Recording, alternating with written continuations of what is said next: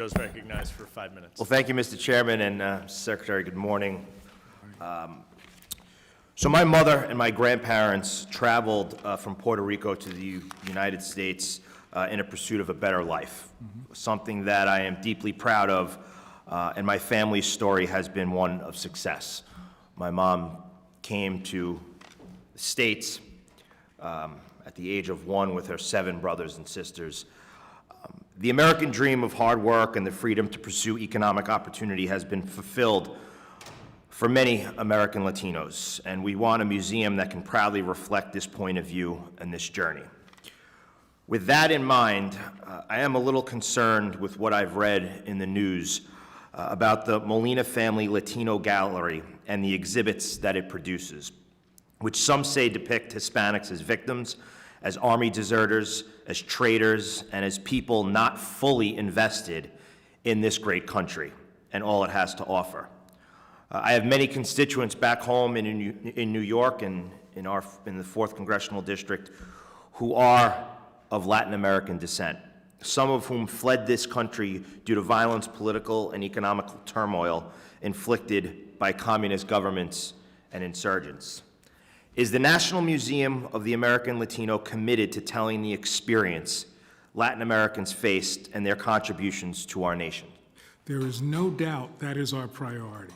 The best way I can explain that to you is that the Molina Gallery really ought to be a testing place, that it should be a series of 8 or 9 or 10 exhibitions that happen before the building is up so that we actually make sure that we've made the mid-course corrections we need to tell the stories we want to do.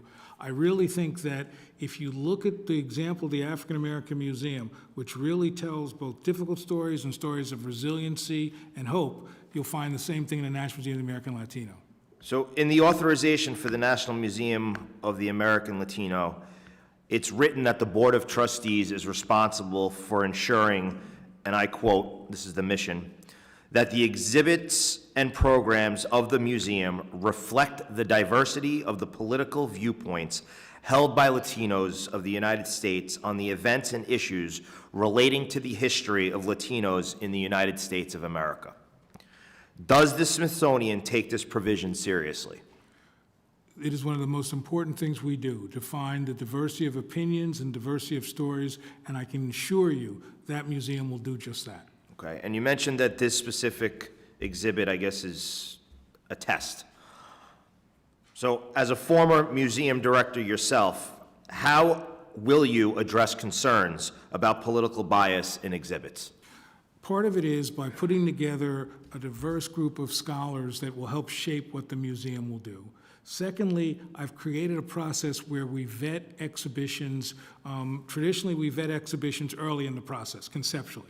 What I've done is add a second bounce. It allows us to look more concretely at exhibits, the artifacts you use, the words that are written. So that'll also help us ensure that we're making sure that the museum is telling the story from a nonpartisan point of view.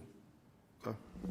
Well, I hope that that continues, and I really hope that that is the mission, because I don't believe that exhibits should be used as tests. I think we should vet them properly and make sure that when the Smithsonian, which is an institution, people travel throughout the world to visit, and we shouldn't have exhibits that are test cases. They should be tried and true and vetted so that you are living out the mission of what we're supposed to be doing there. Let me, if I can correct that, what I mean by test, it's not that we're just trying anything willy-nilly. It's to see how the public engages around certain ways we interpret history. So for me, that was really the key to the success of the African American Museum, to actually take examples over a period of 8 or 9 years and say, here's where we can do this better, here's where we can do this differently, here's where the public engage, here's where we need to teach the public better. So for me, it's really just one of the tools to make sure that that museum will be what we want it to be when it opens. Okay, thank you. Mr. Chairman, I yield back. The gentleman yields back.